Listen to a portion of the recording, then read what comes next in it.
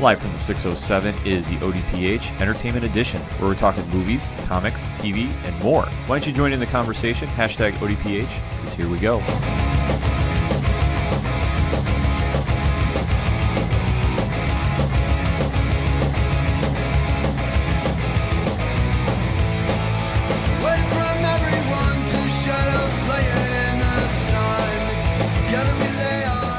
Welcome to another edition of the Ocho Duro Parlay Hour, hashtag ODPH podcast.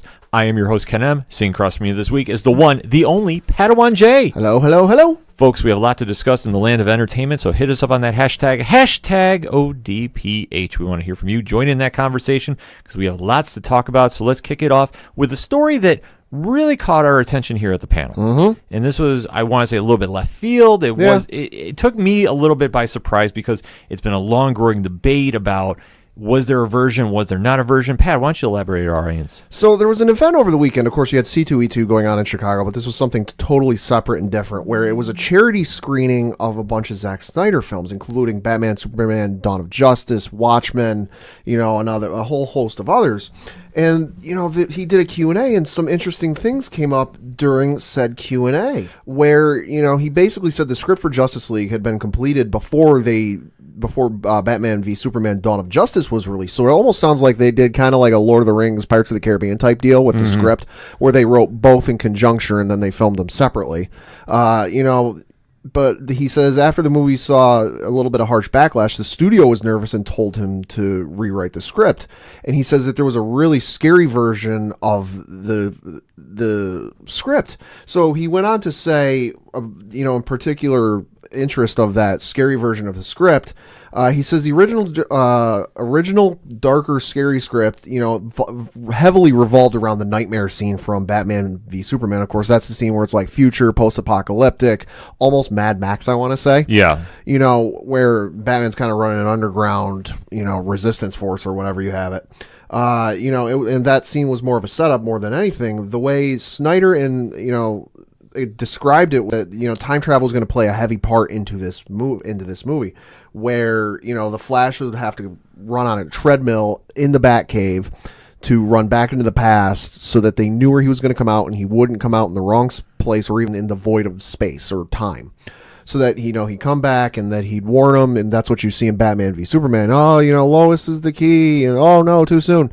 So then when Batman in present time, now I try to follow me on this one, time travel, I know it's wonky. Present Batman would get to the future where he would have to send Barry into the past, and up to this point he didn't understand it, had no clue what was going on, and then all of a sudden, oh, now I understand. He then realizes, okay, I sent him into the past at the wrong time the last time around, now I got to send him in the right time in the past. So they send him into the past right before Darkseid is going to boom tube into the Batcave and kill Lois, which, I mean, if anyone remembers Injustice and what happens to Superman when Lois is killed, not well. He goes a little evil, he goes a little dark, and the whole plot of the thing was to stop the anti-life equation from taking hold on Superman. So the whole thing is just wild that, okay, that whole scene was more of a thing than anyone actually realized. Like, I know it was supposed to be a setup for Darkseid and this whole thing, but I didn't realize to that extent what it was supposed to entail. Yeah, it's a little crazy hearing this story about it, because if you're dealing with time travel, yeah, it always gets crazy. And especially when you involve the DC timeline, at least in my opinion. And you can go through the different time periods when they've done Crisis on Infinite Earths, and they've done 0 Hour, and they've gone, and obviously more recently with the New 52 and Rebirth. Right. Any time that they get dancing around the timeline in the DCU, it always gets a little, hold your breath and let's see what happens. Right. The fact they involved the cosmic treadmill, which is how I'm reading this, is like, were they trying to do something with Crisis or something with this? Because, I mean, that's a Flash. I don't want to say a weapon, but that's complete Flash with the cosmic treadmill and running back and forth. And then the fact you have Darkseid dropping boom tubes into trying to kill Lois and basically create injustice. Right. That's wild. Like, just trying to wrap my head around all that is there's so much going on. I don't even know where to begin. Yeah, and so what this essentially means is that there were virtually three versions of the script. There was the one he and Chris Terrio, who helped him on the script, worked on before Batman v Superman: Dawn of Justice. There's the one that they reworked after the Batman v Superman: Dawn of Justice came out, and the studio was like, yeah, dark movies might not be the way to go. And then there's the version we ended up with in theaters where it's, Joss Whedon worked on it, made some cut, and added $25 million in reshoots to alter the story and ultimately what you saw in theaters. Yeah, obviously with how the original interpretation of the DCEU / Worlds of DC, however you wanted to define it, the original version was very dark, very gritty, and not very well received by some. I know some people that love it, so it's like I say, it's very polarizing in who loves it and who hates it.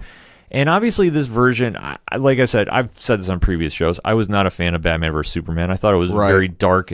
And obviously, when you're trying to implement, Frank Miller's story of Batman mixed in with the death of Superman, and there's so many moving parts that you don't really have anything established.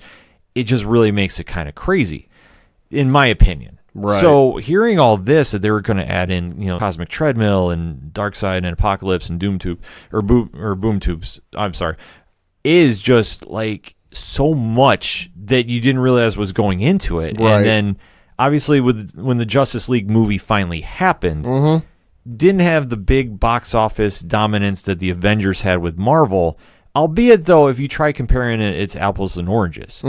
How Marvel has done their setup has always been introduce their characters in solo movies, bringing them in at the end. DC didn't do that, and that's their prerogative not to do. Their film division. They figured, okay, Batman's already had, at this point, how many movies? Superman, at this point, has had how many movies? Do we really need to retell everything? And they did with Man of Steel. And, I mean, I like Man of Steel. And I don't even have a real issue with the whole how he defeats Zod at the end, which I know is a hotbed topic.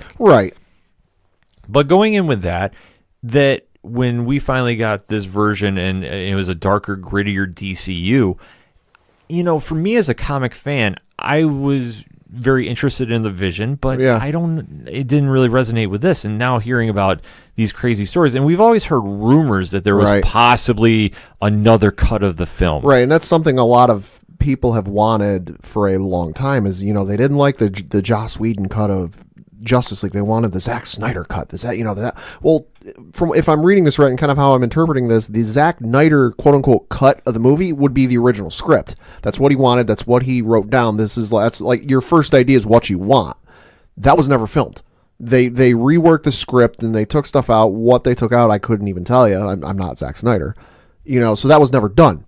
They filmed the rewrite and made some adjustments to it, but from what I was reading over the weekend, he doesn't have control of that. WB owns that. It's not finished, and it would take more money to put into the movie just to put it out to finish it. And why would WB want to do that? Hey, it's already out on DVD and Blu-ray. Go buy it. Yeah, it's one of those interesting situations. And just hearing about the backstory about this is just, it's wild. Because there's so much going on that we didn't even know about as fans. And obviously when you've heard about the long rumored Dawn of Justice movie and then as we go into Batman vs Superman and then the Justice League and well, it was even a puzzling decision from the outset, because I remember when they announced back at San Diego Comic-Con, whatever year it was, that the next DC movie was going to be Batman v Superman. It was, and they showed off the logo, and you and I both went, they're going there for their next step? Well, it was very interesting because you would think that they would try making a Justice League movie out the gate. And you wouldn't really have to have Batman versus Superman. I mean, over the history of comics, and boy, they've had some, and we'll get into that a little later in the show, they've had a very interesting friendship. And there are times when they have fought, and there has been very notorious battles. The Dark Knight Returns is the most iconic battle, the Frank Miller classic, where you see aged Batman fighting a version of Superman, and it's dark, it's gritty, it's not Super Friends-esque, if I can use that term. No, it's not happy-go-lucky, aw shucks. So if they want to run with that version, that's fine. I don't have an issue with that. because there is room in film and comics to tell that story. If that's the version you want to go with, a little grittier, a little darker, that's fine. My only issue with is there was so much going on. Like, if you're going to tell Frank Miller's story, tell his story. Yeah.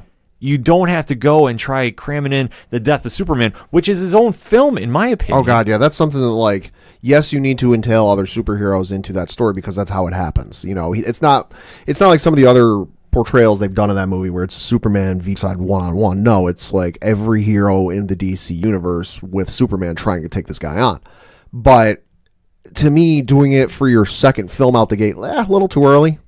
Yeah, it was a little too early, and obviously, if there's different versions of how they wanted to go about establishing the end game, which would be Justice League, and no, I didn't mean a pun right there, anything involving Avengers. But if the end result was supposed to be Justice League, and that's how they wanted to go about it, it was an interesting take. Yeah. And it's interesting to hear about, okay, they wanted to go this route, and not necessarily copy Marvel, because it's obviously two different universes. Right. You can't have that comparison. Right. But it's very interesting to see how they went about it, and just how much there was more inner workings going on, and just how dark and gritty they really wanted to make it.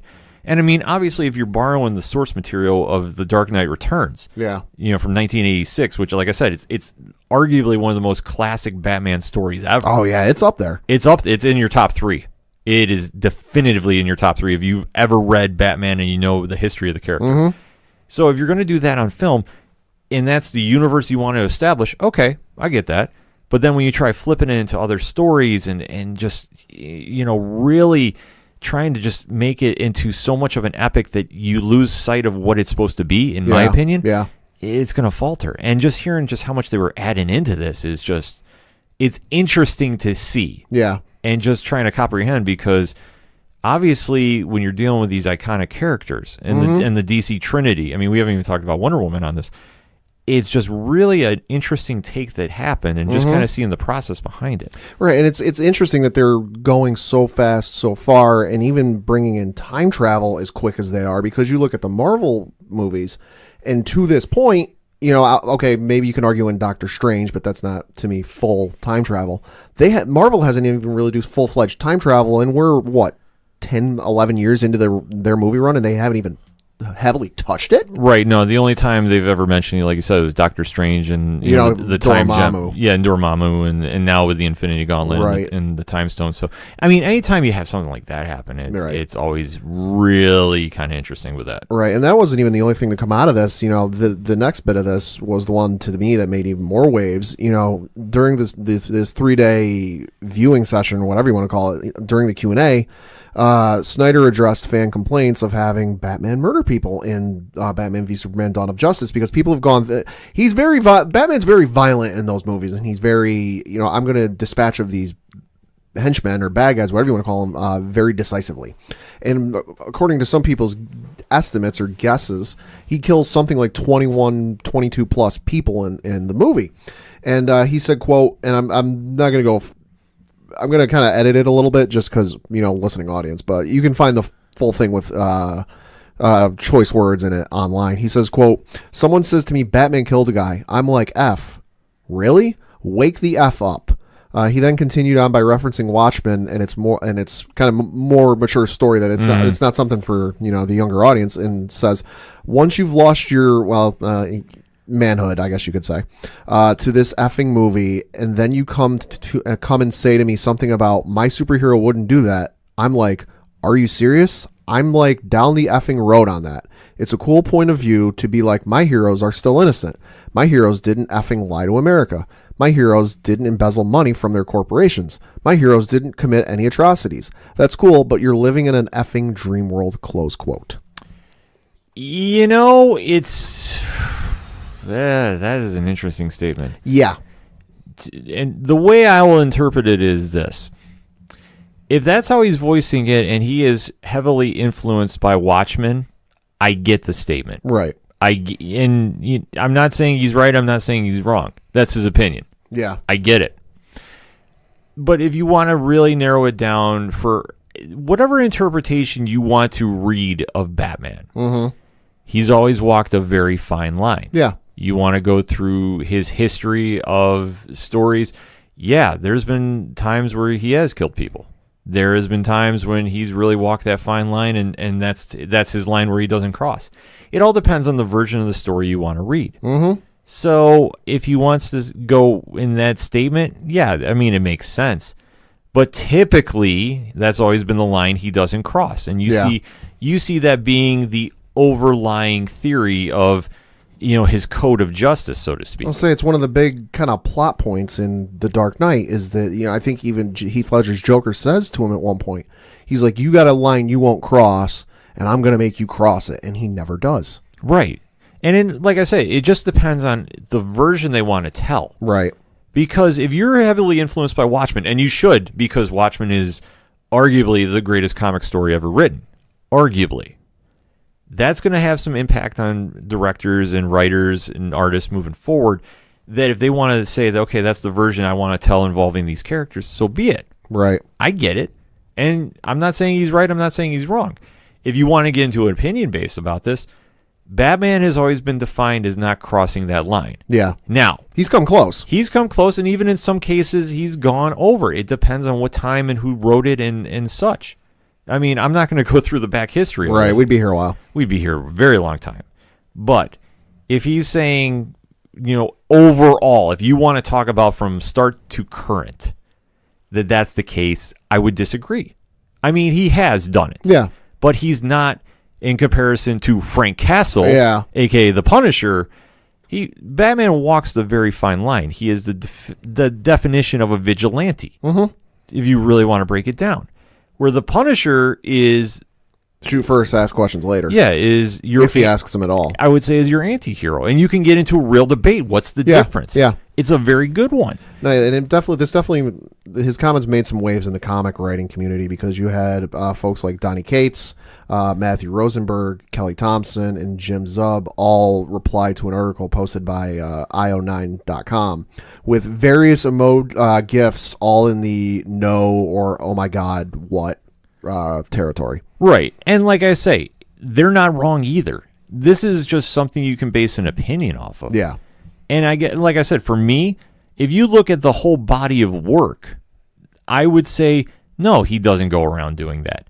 If you want to really dig into how he's been written, I want to say since Dark Knight Returns. Mm-hmm. I'll even give you that time frame, from 1986 to present. Sure. With the exception of that story, you can't really say that he's been going around and taking it to that extreme level. Right. You haven't. And you can even look at the current influences now, where he's had that speech with the Red Hood, Jason Todd, in his book, and the current story arc that's going on there, without going spoilerish, is just he's always walked that fine line that you don't cross that line. If you cross that line, he comes and finds you, and then it goes from there.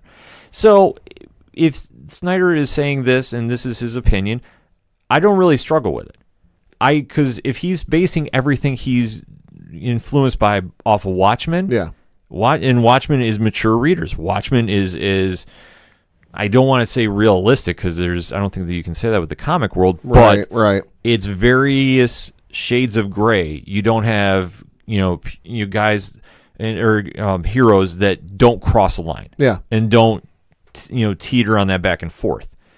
So that being said, I get his opinion. I don't agree with it personally. Like I said, I get it, and I don't agree with it as well. But to me, and I would understand if it's like a special occasion or a certain instance where he would have to cross that line, where like the situation warranted it. Like, and I can't even give you an example, but just if it came down to it, and it's almost like in Man of Steel, where it's like, okay, I either let this family die or I kill Zod.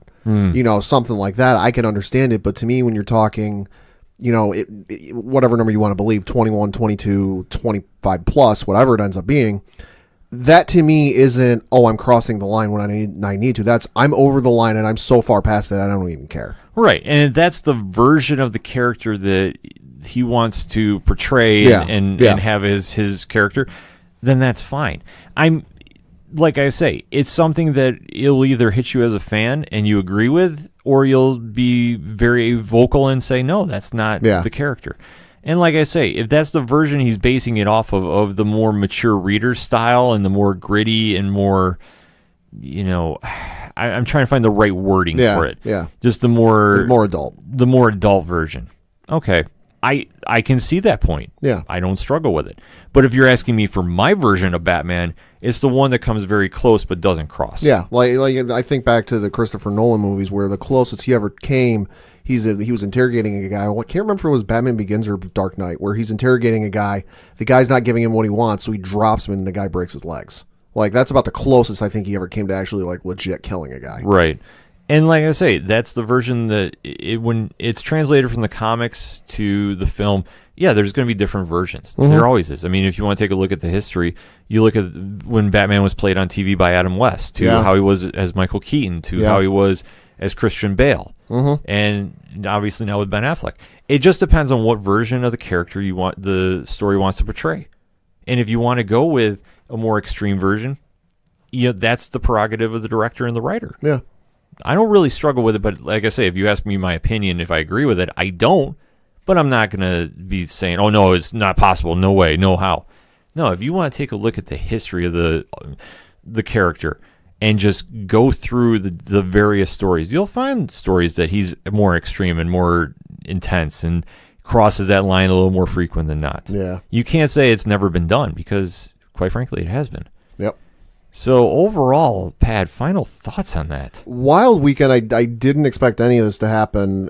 And the whole the whole Justice League thing. It's interesting, but I feel like I'm kind of glad we didn't see it because it almost feels like you're trying to cram too much into too short of a time frame.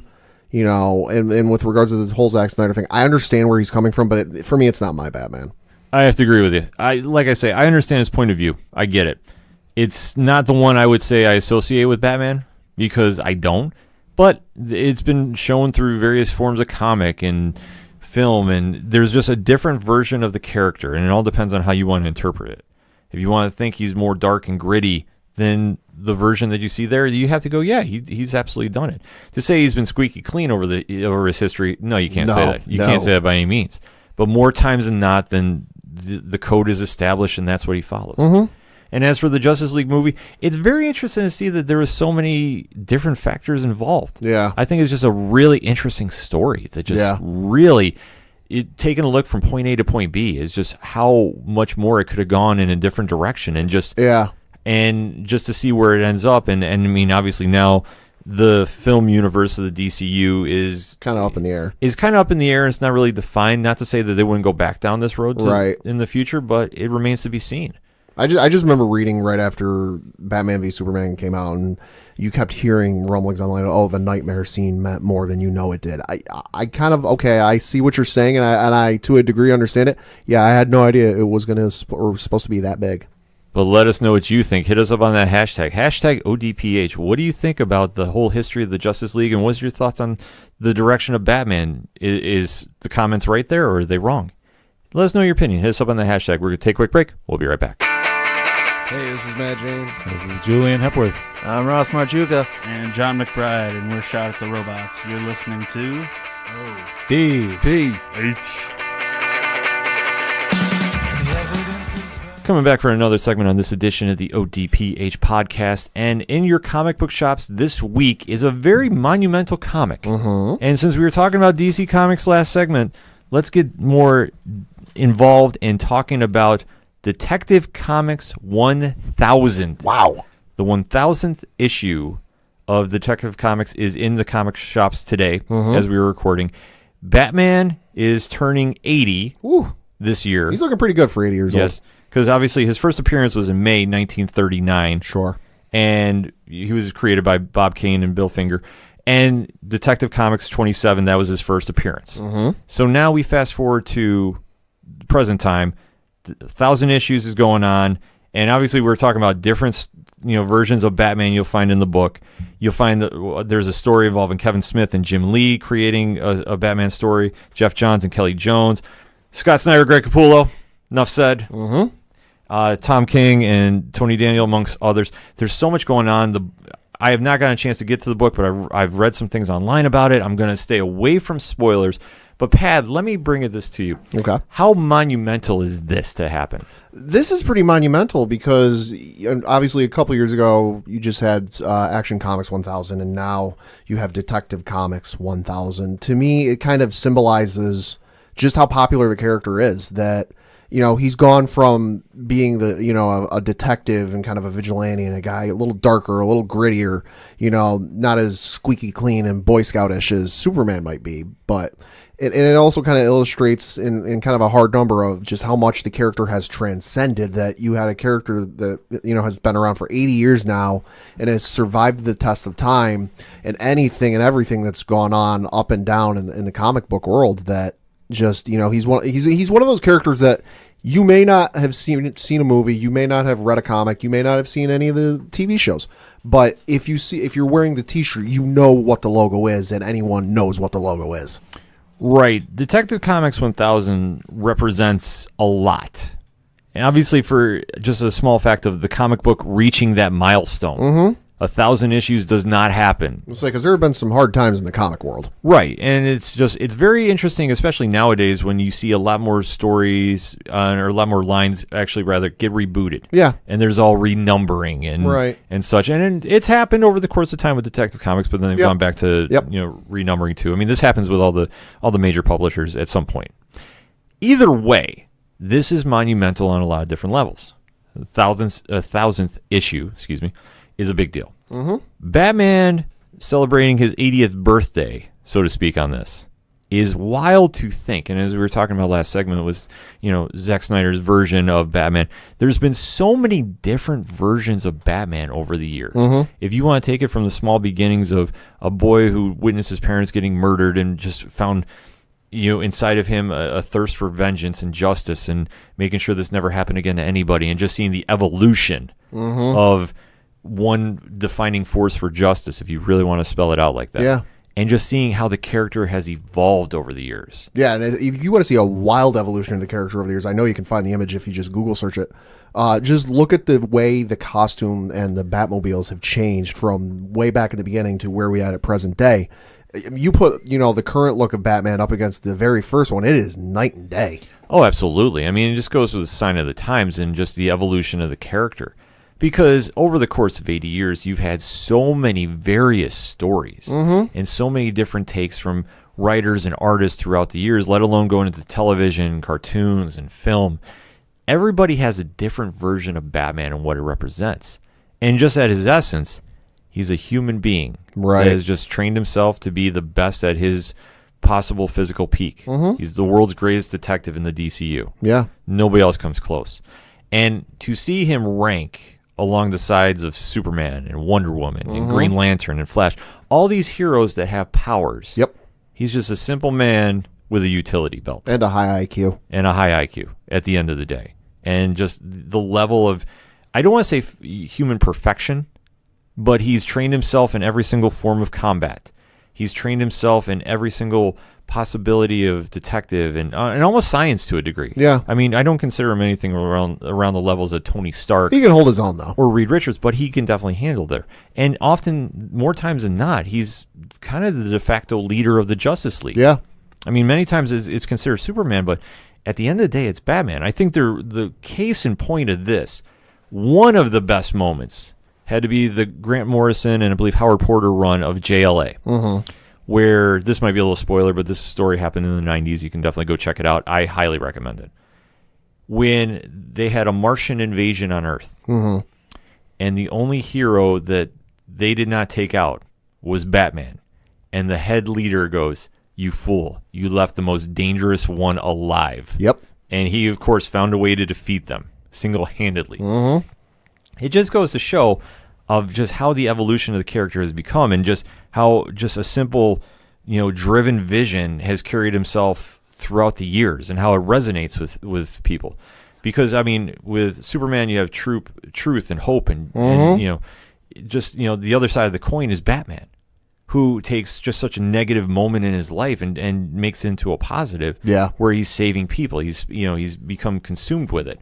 And just to see the different interpretations of him over the years. Right. I mean, just looking at the 1000th issue that's came out, you have a multitude of writers involved. Yeah. And artists. And they're doing their own stories, and they're all kind of they all have different takes on it, too, if you really want to break it down.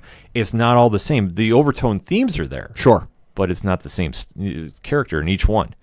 And going through it, you've just seen how just he's elevated and just arguably has the greatest rogues gallery of all of comics. Mm-hmm.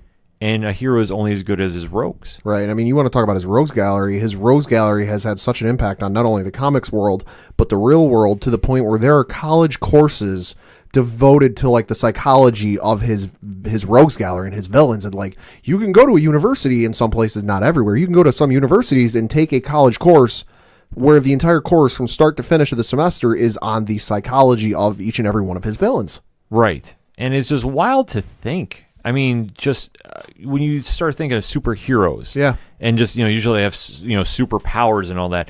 He doesn't, and yet he has all these rogues that are mostly without powers in their own right. Yeah. I mean, I want to say it's probably the most grounded superhero universe. Sure. If you really want to break down the Bat family. Sure. But obviously, he's had his fair share of dealing with cosmic entities as well. Yeah. I mean, he's had a well-documented history with Darkseid, the biggest bad in the whole DCU. And he's held his own. Take a look at the end of Final Crisis, when that was written. Enough said there. And then even going through the lineage of the various stories throughout the year, he's always been a focal point. Mm-hmm. So, Pat, let me ask you this. Okay. What is your favorite Batman story?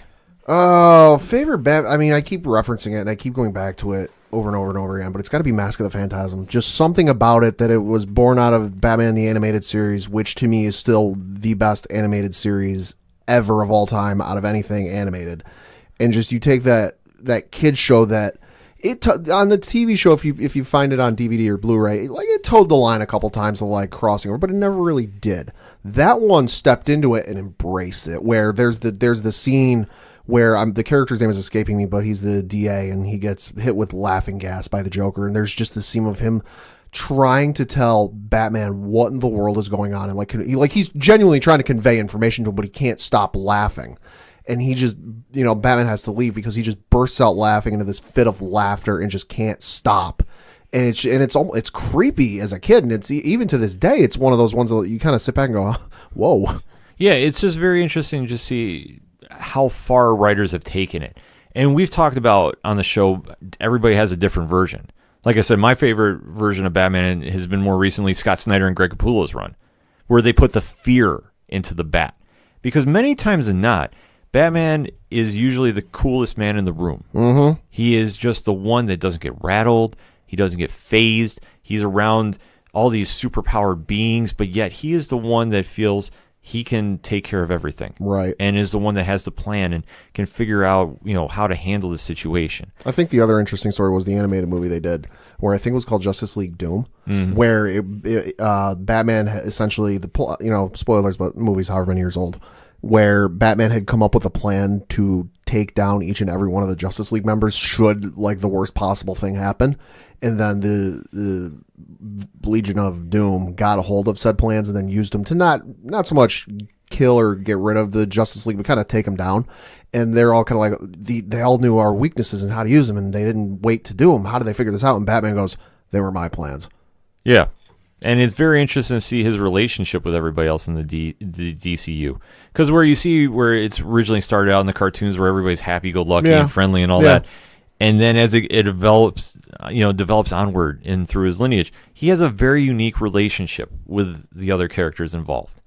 And it goes back to the simple point of just one man's dream or, driven vision, should I say. Not really a dream, but his vision of, making sure justice is served and justice is dealt, and just how he defends those that need defending. And just, it's very interesting to see, especially, like I say, and I keep harping on this point, he's somebody without powers. Yeah. He's somebody that just has got some great technology at his disposal, and he's always the one that's always 3 steps ahead of everybody. Mm-hmm. Except in certain stories. Yeah. Certain ones, I mean, you take a look at the Court Owls, like I said, by Snyder and Capullo. Yeah. Where everything is flipped upside down. And then when he goes against, in the current run with Tom King, where everything is kind of getting flipped upside down too by another villain, and just looking at how that's getting taken care of. And you can go back in time when he's had to deal with Ra's al Ghul and just certain stories there. Yeah. And then how does he deal with the unpredictability, of the Joker? Yeah. It's so fascinating to see. I mean, even like his earlier stories, when you see writers take a shot at his beginnings, like Batman Year One or The Long Halloween. There's so many great stories throughout the years. that, just to sum it up, is now 1,000th issue is happening. And the major story that is coming out of this one is, if you played the video games, the Rockstar series. Yeah. Or Rocksteady? Rocksteady. Thank you. When you see the Arkham Knight is now made his introduction into the DC Comics universe. Yep. And it's a very different one than the one you saw in the video game. Obviously. It's not going to be Jason Todd. No. But how they're going to now implement that in, and just how even over the course of 1,000 issues and 80 years, Batman is still relevant as he was in his beginnings, to even more so today. I mean, if you talk to any comic book fan, you would have to say Batman's in the top 5 of heroes that are named. And it's just goes to show just how the character has been developed and how fans have gravitated toward him. Because I think in some senses where fans see a lot of themselves more in Spider-Man. Sure. Where Spider-Man's the everyday person. Sure.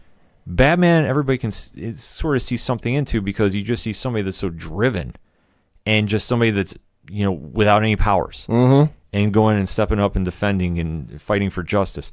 It's just really something that just people gravitate towards. I'd go so far as to say he's not just one of the, top 5 superheroes that people would mention.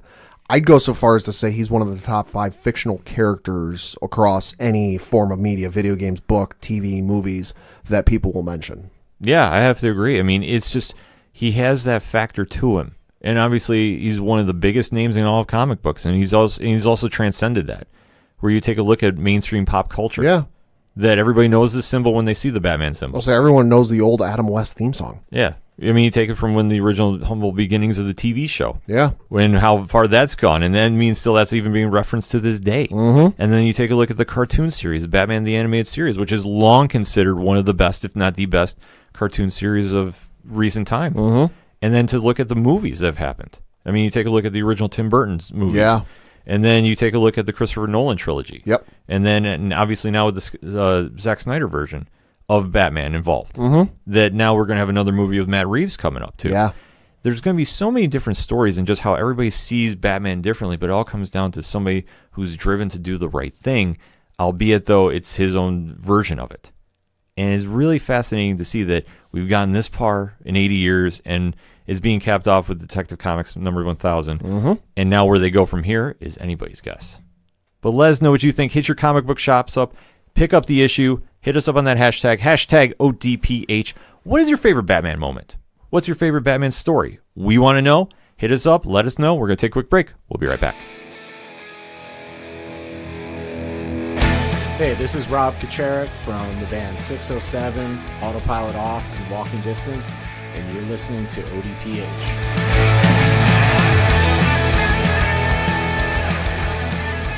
Coming back for another segment on this edition of the ODPH podcast, and we got to talk a little Walking Dead. Oh, boy. Yeah, this episode was the one we have alluded to all season. Their Game of Thrones moment, as some people are calling it. Yes, and it definitely lived up to the hype. We are going to be talking spoilers. So in 3, 2, 1, Pad, what did you think of the episode? Good Lord, that was everything I wanted and more. And that end shot where, you got the pikes and, the heads. It was everything I could have hoped for, and just the reveal of what it was, because we had our hunches based off of what it is in the comics, and then to see the slow reveal of who each head is, and just you get to the end, it's like, oh, it was cinematic brilliance. Absolutely. I mean, as the episode starts out, you see a flashback of a couple heading, at the hilltop, and how they get there and everything's all happy, and then they're heading to the fair, and then Alpha decides to cut them off at the pass. Literally. Yeah. Because as you see, everybody is killed that's in the group, and Alpha is cutting hair. Yeah. And we really just figure, okay, you're making another mask. Yeah. And that comes to play down the road. So as it kind of fast forwards, Ezekiel is addressing the town, and he's given this big, dramatic, impactful speech with so much charisma, about the purpose of the fair. And then you see Michonne and Judith show up from the camp. And it seems like this episode just starts out so happy that the Walking Dead universe. It's happy, but at the same time, it's not, because I know I said to you when we were watching the episode, yes, it's the fair, it's camaraderie, happiness, joy. At the same time, it was dark and overcast, and I'm like, when is the last time you've been to some place dark and overcast and had it and been happy? Right, exactly. I mean, it's the Walking Dead universe, so anytime that you see people happy, some bad trouble is happening. Yeah. And as you see, Michonne is there, and she's asking for a meeting with the leaders of the different factions of Alexandria, Hilltop Kingdom. And during this time, she is saying, okay, we have Lydia from the Whispers. We have a new threat on here. We need to get united because we fear that something is going to happen. Yeah. And Tara, who is now running Hilltop at this time, is just kind of expressing issues with this. Yeah. And rightfully so. Sure. Because at the end of the day, because of the actions of Daryl, this is now going to fall back on Hilltop. So they're going to be the ones that are going to take the first front of the attack of the Alpha, because you know something's coming. Oh, yeah. It's one of those things, it's like a guarantee. You know, only things certain life are death and taxes, and while the Walking Dead universe, it's now Alpha. Right. So at this point, Michonne is trying to express, well, you need to house her, but I have a plan. And the plan is a protection pact, almost. And it's a treaty that is signed by everybody involved there, which I thought was kind of interesting. If I read correctly, because I missed it on the episode, Carol signed it Queen Carol for representing the kingdom. Hit me up on hashtag ODPH if I was wrong about that. But all the leaders sign it. I'll say my biggest issue with this, and I know I said it to you when we were watching the episode, for those of you who remember your world history, that is literally how World War I started. Where all these, all the countries in World War I agreed, oh, hey, if you get attacked, we'll back you up. And then, World War I happens. This is almost setting up for something similar where, if we insert a couple more factions into this besides the Whisperers, we're going to have like World War, zombie. Well, this is happening. I mean, obviously, a vague interpretation of this could say when this happened when Rick versus Negan. Yeah. Because Rick was trying to recruit everybody and anybody he That's could true. involve to fight Negan. That's true. So it's almost like deja vu to a degree. And I understood what they were doing, and yeah, it made sense because what Michonne is trying to do, I would say reluctantly at first, but now I think she's fully sold in because I think Judith has convinced her, is everybody needs to be on the same unified front. We need to bring the band back together, so to speak. I know we probably won't find it out, at least not right now, but I'm kind of curious what happened in the interim time between Rick's quote-unquote death and then where this half of the season picked up. What happened to get us to the point where, okay, there are people from the main overall Walking Dead group that we are familiar with as viewers that have been around from, if not season 1, then whatever season they entered in on. What happened to get us to the point where, they're not exactly on speaking terms and they have to, at this point, sign something that says, hey, we'll help each other out. Like, I figure in your head, you're thinking, okay, some of these people have been traveling with them for months, years, decades, whatever it is, that we're at a point where, we're not exactly on speaking terms. I think it comes down to Rick was the glue that held everybody together. That could be. And without him leading everybody and just being that charismatic leader, but I don't want to say that. I think that's doing too much of a dramatic pause there. Yeah. Or purpose. I think it was just he was the one that everybody relied on. And that now, since he wasn't there, everybody has a different version of how they want to go about their business. So he was the one to kind of like bring everybody together, bring everybody to the table, break bread, if you will.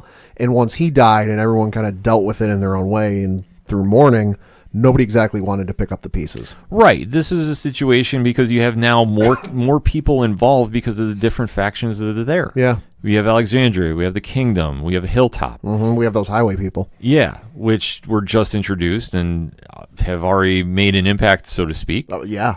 And then as you see, everybody's involved, so everybody's, you would think, is on the same page. And then they flash forward a little bit to Henry and Lydia are walking around the camp, and everybody's so happy. And like I say, this is the sense of everybody is just way too happy here. Yeah. And you're waiting for something bad to happen. It's almost like you're going through life and, things have been really good lately. And then crap hits the fan. Right. And then, I don't know, the one issue I've had this season has been Henry. Okay. And I don't know, for some reason, like I know he was thrusted into the role of Carl. And it's nothing against the actor. It's just the character.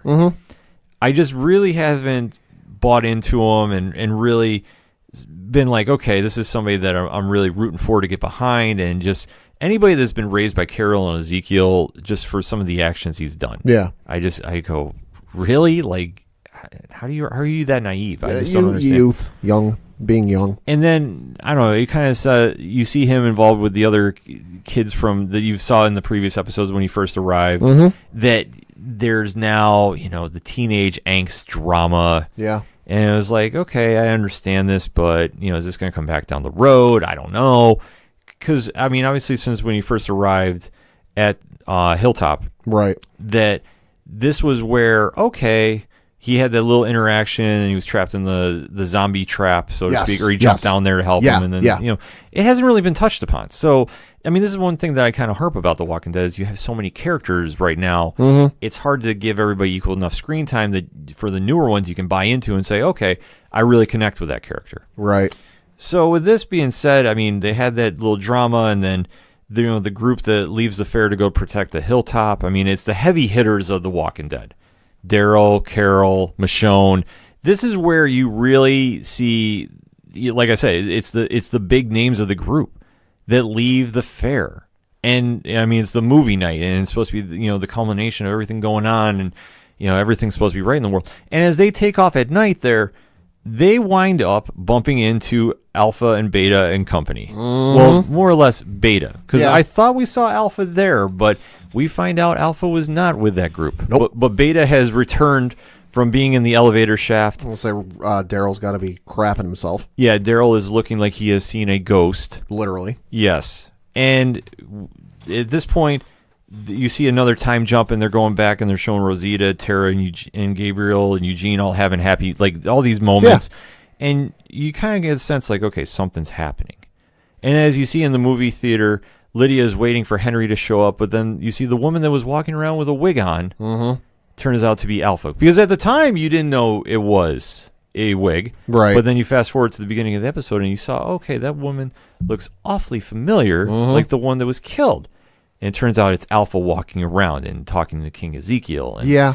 And you just see her now sitting down next to Lydia, and Lydia now knows what's going on and is absolutely scared out of her mind. We'll say when Alpha's talking to King Ezekiel, she tries to kind of change her voice so, he doesn't recognize who I am, but it's not, to me, it's not a real good voice changing. You can still kind of tell it's her. Right, but I think Ezekiel at this point is just so overwhelmed with Oh, emotion yeah. that he's just not even thinking. Yeah. Like, the whispers would come here, but I don't see anybody wearing the masks. So Right. he's just all like, okay, here we go. So that being said, you see Alpha is really, letting Lydia know what's going on, and then they kind of flash forward a little bit where, I mean, obviously that group is being, captured, and Alpha winds up showing up and talking to Daryl about the border that she is now established for the Whispers, and if anybody crosses. And Daryl is saying, how will I know what this looks like? And she's like, you'll know. Right, and she's doing this all while showing him the largest zombie horde we've ever seen in the show's history. Right, I can't remember another one that was like this. Which is a scene straight out of the comics, except, of course, in the comics, it's Rick, not Daryl. Right. And obviously they're doing a little flash forwarding at this time period because Lydia has rejected her mother now, and she wants to stay with the group. And they do show this little intimate moment where Alpha is crying. Yeah. And she lets her guard down, and another Whisper sees this. And she summons the Whisperer over and then kills him. Yep. Because she does not want to look weak in front of anybody. Nope. It's just this, like I said, it's this real, involved moment where you see Alpha, who is being so strong all the time and no emotion, and just really getting break down to the bare essence of the character. We'll say in a character you think has almost no humanity left in it, there might still be a little bit. Right. You find there's still a little some. And obviously how she retaliates is setting up that border. And this is what we've been talking about on the show for weeks now, the infamous Pike scene, I guess as you say, because as Daryl and company are leaving to head back to camp, they do see a bunch of Pikes in the hill. Right, as they're walking up the hill and the horizon over the hill starts to reveal itself, they see them.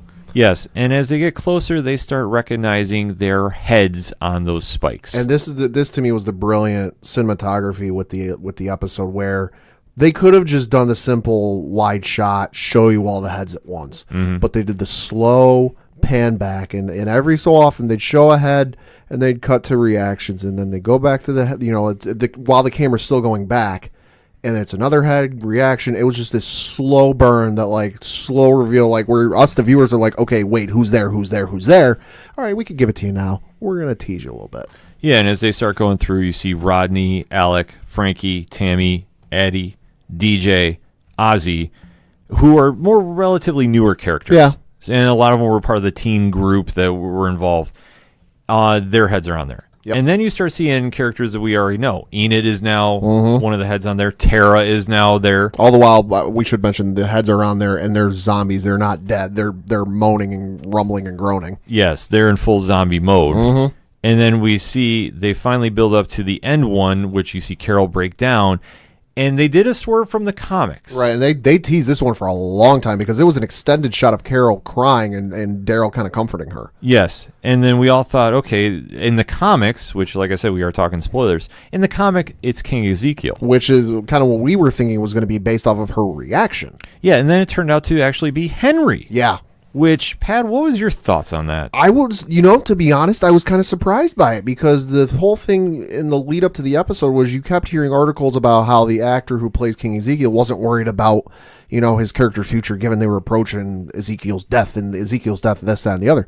So I'm like, all right, his time is numbered. And I kind of figured, Henry was not 100% safe, but, to me wasn't exactly on the chopping block, because I figured, all right, he's got the Carl role to fill. Carl still has a fair amount left to do at this point in the story. So I figured he was safe. Totally caught off guard. Yeah, I was caught off guard too. I mean, like I said, and you can tell by the past episodes, I've been very vocal about the character. Yeah. And I thought it was very interesting that they just take him off the board like that. And I was going, okay, it didn't really impact me that much because we really haven't had that much connection with Henry. Right. We've had some, but not as much as, like I say, if it was Ezekiel. Right. Or if it was another character, like let's even say Eugene. Sure. To some degree that the viewers have seen over the years. Like if it had been Daryl, I mean, the internet would crash for a little bit. Yeah. But if it's somebody that we already knew and was established with, I think it would have had more impact. But it definitely took its toll on Carol, who has a breakdown because this is now the second time in the show's history she has lost a child to the zombie apocalypse. Yep. First one being Sophia from the farm in Herschel's. It was like season 2. Yeah. So now to see this happen and what's going to play out, they do time jump a little bit. Yeah. Well, actually, before they time jump, they do catch up with Sadiq, who had been spared. And Sadiq gives the interpretation of the events of what happened, where the group is captured. The highwaymen who we just met were trying to save them, but ultimately failed. Yeah. And you see the group of, the heads trying to fight back, before they were taken out. And Sadiq gives this very impassionate speech about, the group, they wanted to instill fear into us, but I didn't see fear. I saw a united front. I saw people standing up for each other, ones that didn't stand up before, and they went down defending each other. And these were, strangers and ones that were not together at the beginning of this. And now we stand firm. And I know this is a bad moment, but this is something we will grow from and be stronger. And he gives this, like I said, it's this very impassionate speech that now going into next week's season finale, and we're actually going to see snow and winter on the zombie apocalypse. Pat, what is your feeling going into this? Well, the thing we can gather from the teaser is that there is a snowstorm, and a big one coming their way, that it's going to severely hamper kind of average as average can be in this world, life in their kind of neck of the woods. I get the feeling that, yes, Alpha did set the boundary, but to me, she's still kind of PO'd. And I think because you do see they're traveling, they're going someplace, I do think it's going to lead to an ultimate confrontation, and we're going to see some more bodies get dropped. I do too. My early prediction is you're going to see more characters get killed off. Yeah. I think Lydia gets killed off next week. I'm even going to go out on a limb and say King Ezekiel gets killed off. Ooh. I think they're going to pull the Abraham switch. Yeah. Which, if you know anything, when he was killed off in the comics, he was killed off the way Denise was killed off. And then he wound up being the first victim to Negan. Right. Which, like I said, didn't happen in the comics. I think you're going to see the same thing happen here. That could be. Because I think for where they're going to be going in the winter, and this is going to be building up for a battle with the Whispers. It just has to be. Because I think, as we were seeing on the trailer for next week's episode, they're crossing the border. For whatever reason they need to cross. I'm saying, let's not forget what Alpha threatened to Daryl. You cross this border, she's going to unleash that whore onto him. Yeah, the Horde is going to come and just absolutely annihilate them. So like I said, I fully suspect you're going to see more characters get killed off. And where this goes leading into next season is anybody's guess. Because like I said, we know that Michonne is leaving the show. Is it possible she might be written off this episode? Possibly. We don't know. I think, though, she will be at the start of season 10. And then where it goes from there, anybody's guess. Mm-hmm. But for some of the other characters, like I said, in Ezekiel, we don't know what's going to happen. I know the actor has announced that he'll be leaving the show at some point. Right. So you would have to factor that that's going to play into some of the story elements that are going to be going on. And I think it's also another downside. Like we've talked about this on the show too. When actors announce they're leaving early, I miss that element of surprise on this show. Yeah. That before, like in the earlier versions of the show, unless you read the comics, you didn't know who was getting killed off, right, or who was going to be written off. Now it's almost like, okay, I know they're leaving. When are they? Right, but the thing of it is, at least with nowadays, social media being a thing and that all thing. But I think they've kind of established, okay, leaving the show doesn't necessarily entail that they're going to get killed off, because we heard, Rick Grimes is going to leave the show for the longest time, and well, he kind of did, but he's also not dead.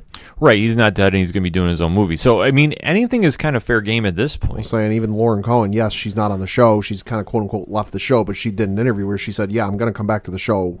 Her story's not done." Right. So, I mean, it's going to be interesting to see what happens. And it's one thing now that they're separating from the book so much, right, that anything's fair game. Mm-hmm. So going into the finale, it's going to be very interesting. It's going to be kind of wild. We have an idea what's going to happen. I mean, I've already called my shot. I think the two characters that are going to get killed off is going to be Ezekiel and Lydia. Yeah. I could be wrong. It could happen. But let us know what you think. Hit us up on that hashtag ODPH. What was your thoughts on this week's Walking Dead? We want to know. We're going to take a quick break. We'll be right back. Hey, this is Johnny Moose from Excite Wrestling, and you're listening to the ODPH. I didn't mess it up. I thought I would. Right now, back to the guys.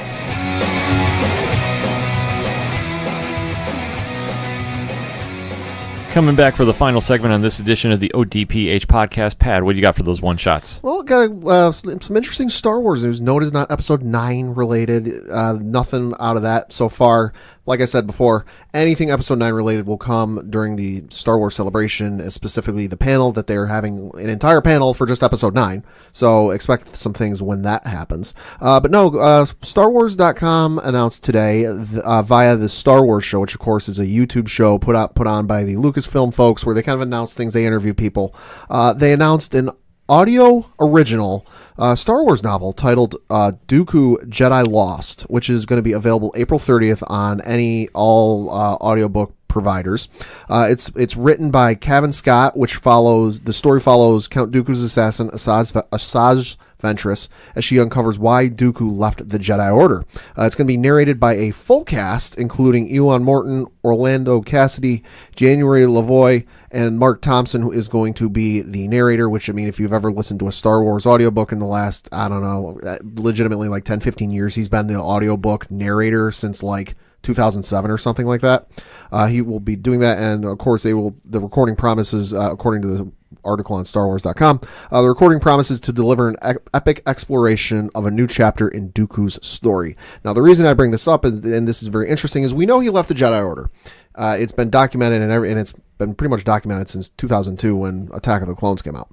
But we've never gotten a kind of firm answer why he left. And it looks like, at least on the surface, that this is kind of going to give us an answer of, all right, why did he leave? Because it's not happened all that often. Very interesting to see. Because I know that the big buzz today was Episode 9. Yeah. And, I mean, you're a Star Wars guru here, so... There's a supposed poster that's floating around online. We're not going to post it on any of our social media because... there might be some parts of it that are a spoiler, but it's one of those things that, like, it might be a teaser poster, but to me it looks more like a poster you would see in like a Target or someplace where merchandise is sold. And more often than not, there have been multiple times right before a Star Wars Celebration convention, some piece of supposed promo art has come out and it's been shot down. So I kind of err on the side of it might not be real. Yeah, I mean, the poster does look like it's somewhere where you buy Star Wars merchandise. Yeah. So, such stores. And no, the poster does not have the title on it, so don't go looking for it in hopes of finding the title. Right. So it's kind of wait and see, but it definitely sounds like some interesting stuff is coming down. Mm-hmm. So I'm definitely excited for that. So today, before I go hit the comic shop and go pick up Detective Comics 1000, I have to give a quick sum-up review of Deadly Class because the season finale was last week. Amazing. Simply amazing. This has to be renewed for Sci-Fi, without question.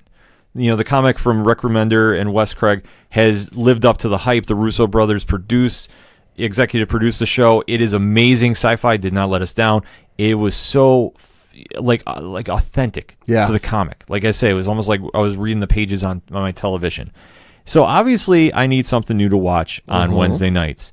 And one of my favorite shows is coming back because, let's get weird, folks, Happy is coming back to All Sci-Fi. caps, bold, italicized, underlined, 72-point font. Weird. Yes. Patton Oswalt, Chris Maloney is coming back, and obviously telling the story of the ex-cop with a heart of gold, but yet the methods to be determined, and his imaginary friend, who is his beacon of hope, taken from the Grant Morrison book. And how they're doing a sequel is beyond me, but I am super excited about this. The only thing I've seen from the commercial is just going to be as wild as last season was.